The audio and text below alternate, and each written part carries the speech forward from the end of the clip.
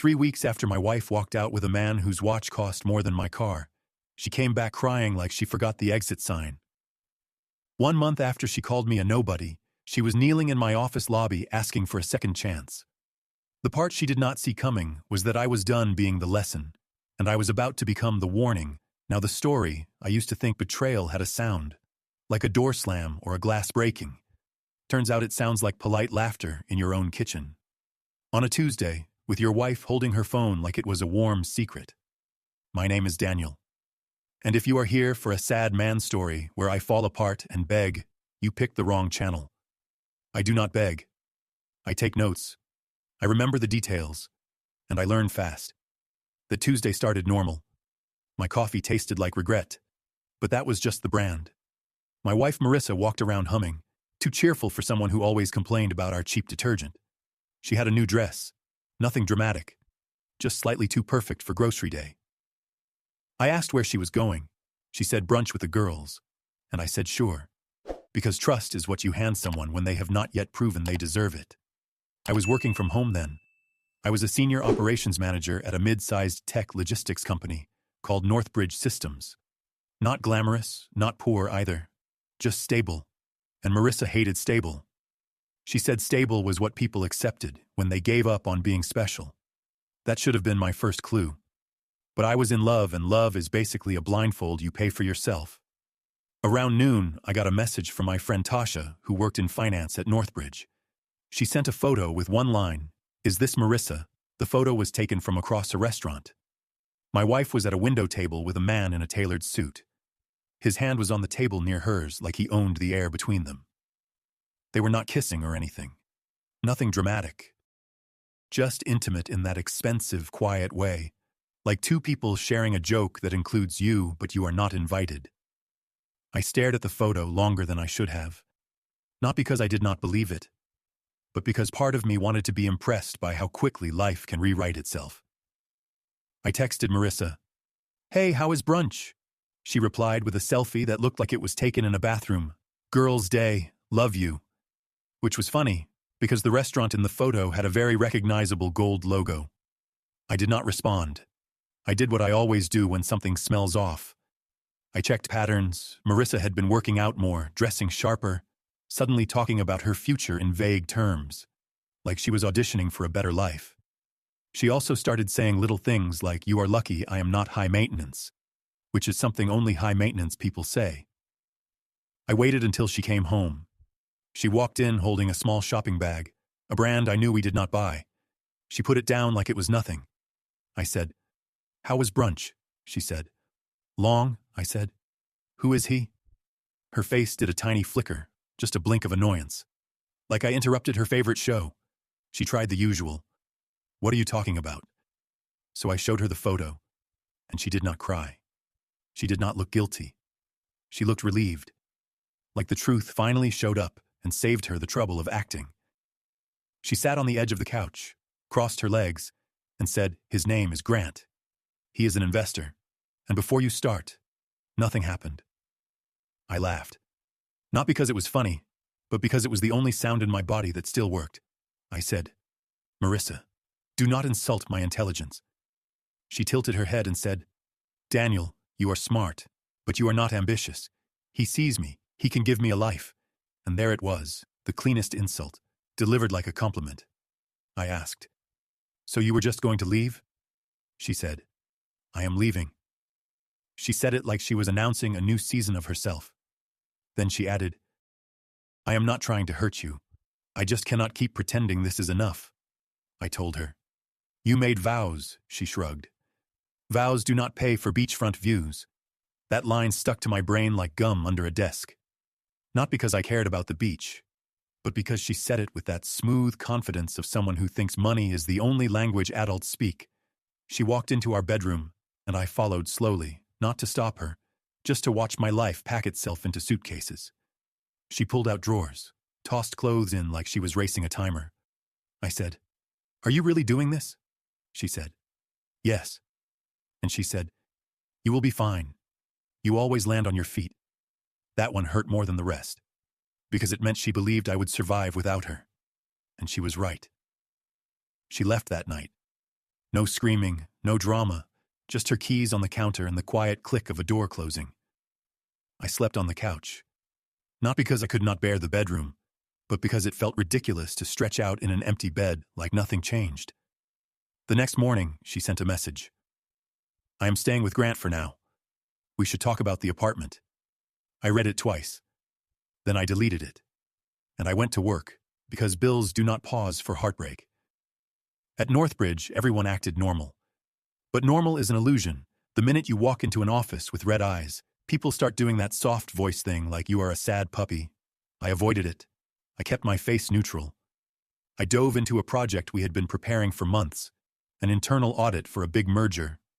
My boss had been leaning on me for weeks, saying, Daniel, you are the only one who can keep this from becoming a dumpster fire. And I used to roll my eyes at that. But now, I needed the distraction. I needed the numbers and the deadlines.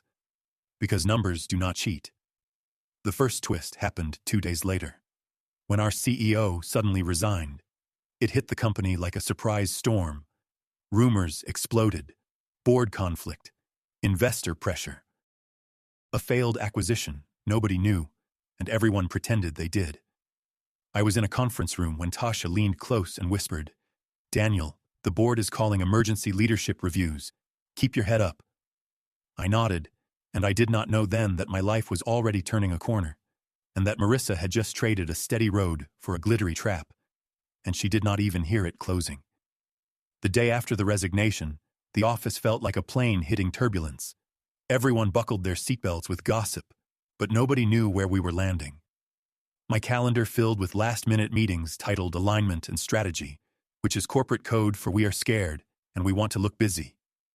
I kept my head down, not because I was timid, but because I learned something early in my career. When powerful people panic, the safest place is the person holding the clipboard. I walked into the emergency review meeting with a notebook and a calm face. The board members were on video, their eyes sharp, their voices smooth, and their questions were not questions. They were tests.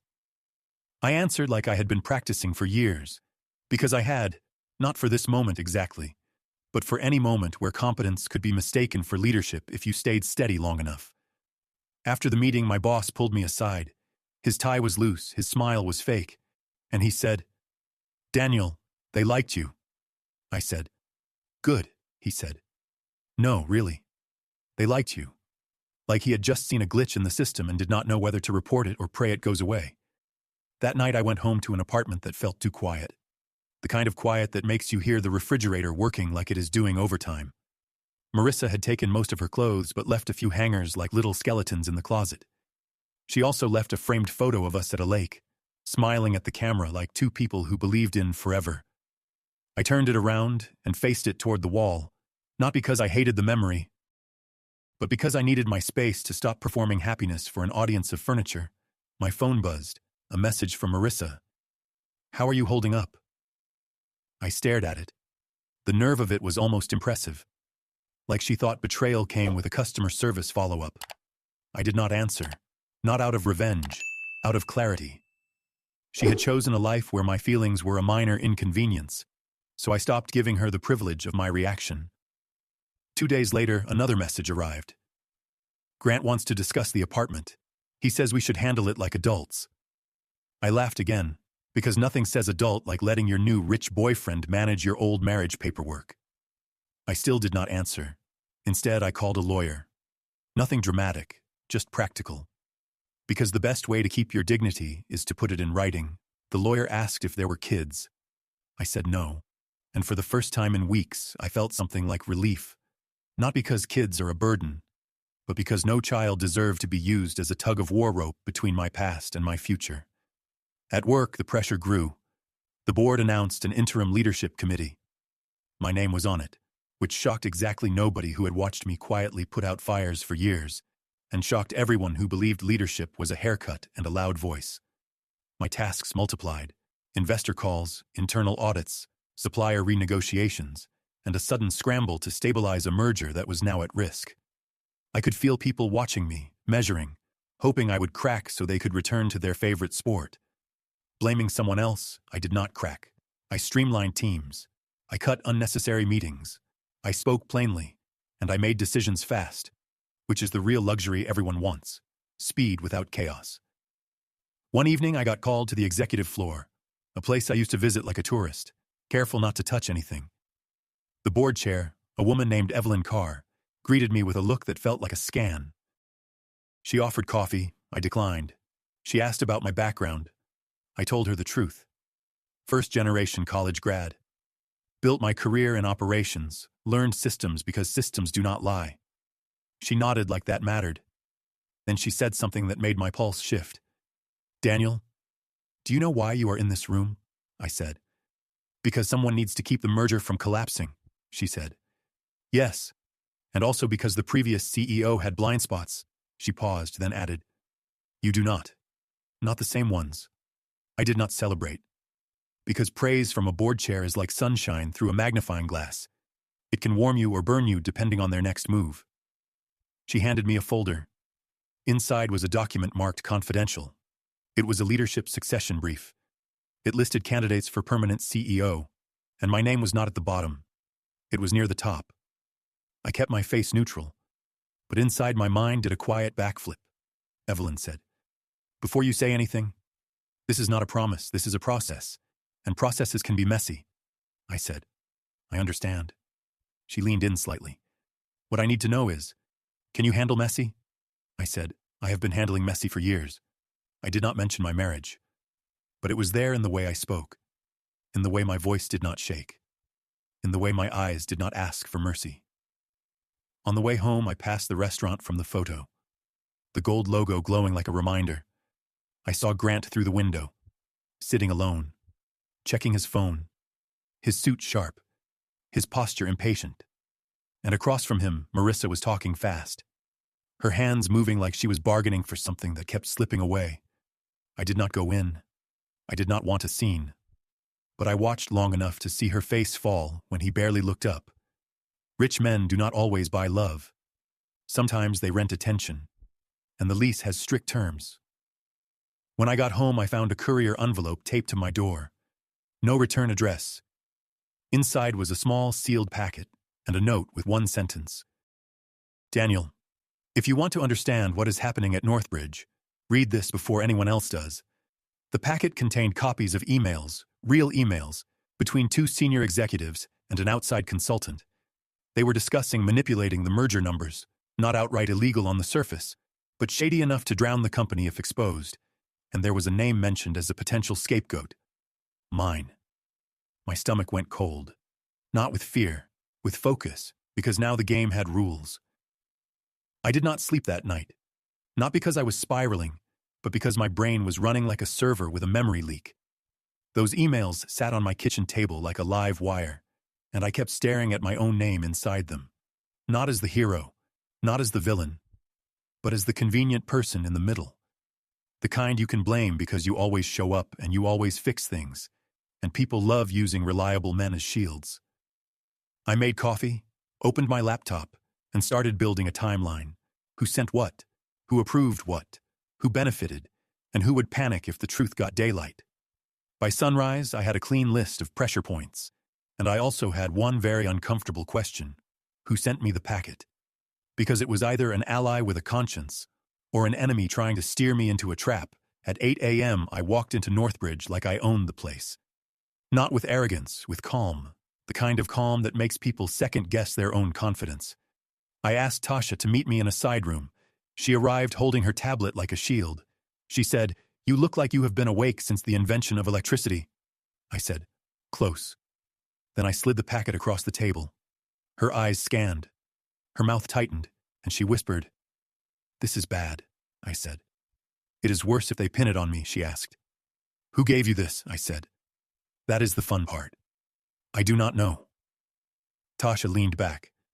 She was quiet for a second. Then she said, "Only 3 people have access to these threads, besides the senders: legal, internal audit, and executive admin." I said, "Executive admin, like the person who schedules the CEO," she nodded, and my mind snapped to a name. Lydia, she had worked here forever. Quiet, sharp. The kind of person who remembers every birthday and every lie. I went straight to Lydia. Her desk was immaculate. Her screen had a calendar that looked like a chessboard. She looked up as I approached and said, "Daniel, you are walking like you already won," I said. "I am walking like I refuse to lose." Her eyes flicked to the packet in my hand. "Just a flick, but enough," I said. "Did you send this?" She did not deny it. She just said, "I did not send anything. But I did leave certain doors unlocked." I said, "Why?" She sighed like she had been holding it for years. She said, "Because you are the only person I have seen who takes responsibility without taking credit. And the board is about to sacrifice you to protect people who have been rotting the foundation." I said, "Who exactly?" Lydia glanced around, then leaned in. Two names, Marcus Heller and Gene Park. Senior strategy and corporate development. Both smiling, both dangerous in the polite way. I knew them. Everyone knew them. They were the type who spoke in calm slogans, and somehow always ended up with bonuses after disasters. Lydia added, "They are telling Evelyn you are ambitious and unstable, that you want the CEO role so badly you would manipulate data to get it." I almost laughed, because if I wanted the role badly, I would have taken shortcuts years ago. I said, "What do you want from me?" Lydia said, "I want the company to survive, and I want my work to mean something." I said, "Fair." Then I asked the next question. "Who else knows?" she said. "Not many, but the consultant they used is nervous. His invoices are a trail, and he is not loyal. He is just expensive." I thanked her, and I walked away feeling something I had not felt since Marissa left. Not pain. Not anger, just clarity. When you see the shape of the trap, it loses half its power. I spent the next 2 days acting normal, which was the hardest part. I joined calls, I smiled, I said phrases like synergy with a straight face, and I watched Marcus and Gene like a wildlife documentary. They were too friendly, too eager to pull me into side conversations. Marcus clapped my shoulder in the hallway and said, "Daniel, proud of you. You are rising fast. You deserve it, the same way a cat compliments a bird." I said, "Thanks." Then I asked casually, "How is the merger modeling going?" He said, "Solid, no surprises," which told me there were surprises because honest people do not overpromise. On Thursday, Evelyn called for a closed session. Just her, me, and the general counsel. My stomach stayed calm because I had already decided something. I would not go into that room asking to be believed. I would go in carrying proof. The counsel started with a gentle voice. "Daniel, we have concerns about certain numbers in the merger analysis." I nodded. Evelyn looked at me and said, "I need to know, directly, did you alter projections?" I said no, then I placed my own folder on the table. Inside were the email copies, a timeline, and a list of invoice IDs connected to the consultant. The counsel opened it. His eyebrows climbed. Evelyn read in silence, and the room got heavier with every page. She finally said, "Where did you get this?" I said, "From people who do not want this company burned to keep someone warm." She stared at me. Then she asked, "Are you trying to blackmail the board?" I said, "No, I am trying to keep the truth from being buried under someone else's ego." The counsel cleared his throat. "This will trigger an internal investigation." Evelyn nodded slowly, then she said, "Daniel, if this is accurate, it changes the succession conversation." I said, "I did not bring it to change my career. I brought it because I will not be used as a fall guy." She held my gaze. And for the first time, I saw something in her expression. Not warmth, but respect. The kind that comes when someone refuses to play dirty even when the board is covered in mud. After the meeting, I stepped into the elevator and my phone buzzed. A new message from Marissa. "Daniel, please answer. I need to talk. It is important." I stared at the words. The timing was almost funny, like the universe had a sense of humor that leaned petty. I did not respond, but I did something else. I opened my lawyer email thread and forwarded the latest property draft. Because if Marissa wanted important conversations, she could have them with my attorney. Later that evening, I saw her again, not planned. I was leaving the building, and there she was near the entrance, dressed like she was going to an audition, hair perfect, eyes glossy, and that same old perfume that used to mean home. She stepped toward me and said, "Daniel, finally." I held up one hand. Not rude, just firm, and I said, "I cannot talk here," she whispered. "Grant was a mistake. He is not who I thought." I almost said, "Neither are you," But I did not, because I was not there to win arguments. I was there to win my life. I walked past her, and I heard her voice crack behind me. Daniel, please, and for half a second my chest tightened. Not from love, from memory. But memory is not a reason. It is just a museum. You can visit, you just do not move in. By Monday, the building felt different. Like the air had been audited. People smiled too hard. Doors closed a little faster, and Marcus Heller suddenly became the most generous guy alive, offering coffee runs and asking about my weekend, like we were best friends, which only confirmed he knew the floor under him was cracking. Evelyn kept me on the interim committee, but she changed the meeting roster. Fewer voices, more private calls, the kind of calls that do not show up on calendars. Legal started pulling data logs. Finance froze certain approvals. And I watched the chess pieces move without announcing I could see the board. Then the twist I did not expect landed in my inbox. A formal complaint submitted to HR about me, anonymous of course, claiming I was pressuring teams and creating a hostile environment. I almost admired the creativity. When people cannot beat your work, they try to stain your character. I forwarded it to my lawyer and to Evelyn with one line. Predictable, she replied with one line. Stay steady. That was her version of a hug. That evening, Marissa cornered me again, this time in the parking lot. No yelling, no drama, just her standing there with that desperate smile people wear when they think feelings are currency. Daniel, I am sorry. I was confused. Grant promised things. Then he changed. He treated me like an accessory. I said, Marissa, you treated me like a placeholder. She flinched like the truth had sharp edges. She said, I did not mean it. I said, you did mean it. You just did not expect consequences. She reached for my arm. I stepped back, gentle but clear. She whispered, I heard you are being considered for CEO, is it true? And there it was. The real reason she showed up. Not love, not regret, just new math. I smiled a little. Not mean, just amazed. I said, you came back because you smelled a promotion. She shook her head fast. No, I came back because I love you. But her eyes flicked to the building behind me like it was the prize. I nodded once and I said, if you ever loved me, you would let me walk away in peace. Her lips parted. No words came out.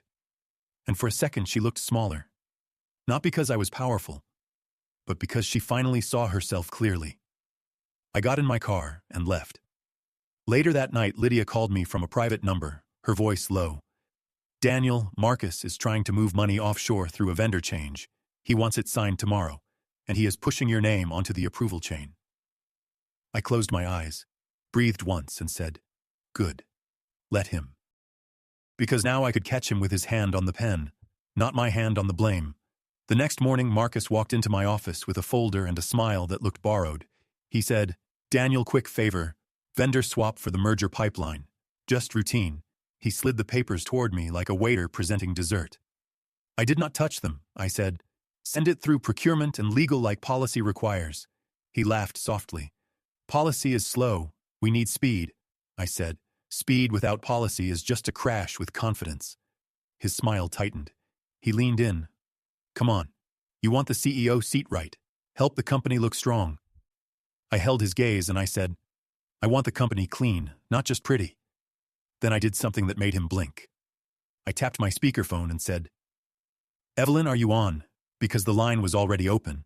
Her voice came through calm. I am on. Marcus went pale in real time. Evelyn said, Marcus, please remain. Legal is joining. And just like that, the trap snapped shut. Marcus tried to backpedal, jokes, misunderstanding, but his voice had lost its rhythm. And when people lose rhythm, they start stepping on their own lies. An hour later, security escorted him to a conference room, not in handcuffs, nothing dramatic, just the quiet walk of a man realizing his charm no longer buys exits. My phone buzzed again. Marissa, please, I just want to talk. I looked at it, then turned the phone face down. Not angry, just finished, because some chapters do not need dialogue. They need closure written in action. By late afternoon, Evelyn called me upstairs. She said, the investigation confirms your timeline. She paused, then added, the board will vote tonight. And Daniel, you are the leading choice. I nodded once and I said, then let us build something that does not need scapegoats. And for the first time in a long time, the future felt simple, not easy, just honest. That night, the vote passed. No fireworks, just an email that hit every inbox at 9:12 p.m. Daniel Reed appointed Chief Executive Officer effective immediately. My phone lit up with messages from people who used to ignore me. Congratulations, boss. Proud of you. Knew you had it. I answered a few, thanked Lydia privately, and went home with the same calm I had when Marissa left. Because real wins feel quiet at first. The next morning, I walked into the lobby and saw her, Marissa, waiting near reception like she belonged there. She rushed toward me, tears ready, voice soft. Daniel, please, I made a mistake. I love you. Take me back. Heads turned. Phones pretended not to watch. I did not slow down. I did not argue. I did not give her the moment she came to collect. I walked past her like she was a billboard for a product I no longer buy. She called my name again, louder, and I kept walking, because ignoring someone is not cruelty. It is clarity. And clarity is what she could not afford in her old life, but I could, and I did. Later, I sent one message through my lawyer, not to punish her, to finish the paperwork clean. Marissa replied with a long apology that sounded like a speech written for an audience. I did not read past the first lines, because apologies that arrive after the upgrade are not love. They are regret with good timing. Northbridge needed rebuilding. Trust had to be earned again, and I made it a point to reward quiet competence, not loud politics. Lydia got promoted. Tasha led a new ethics and controls team, and the merger went forward with numbers that could survive daylight. Weeks passed, the city kept moving, and my life stopped feeling like a reaction to someone else's choices. I still had memories, sure, but they no longer had authority. One evening I drove past that gold logo restaurant, saw couples laughing behind glass, and felt nothing but a small amused gratitude. Because betrayal did not break me. It organized me. It showed me what I will never negotiate again. Respect, honesty, and a partner who does not treat loyalty like a temporary subscription. I did not get my wife back. I got my name back. And that was the real promotion.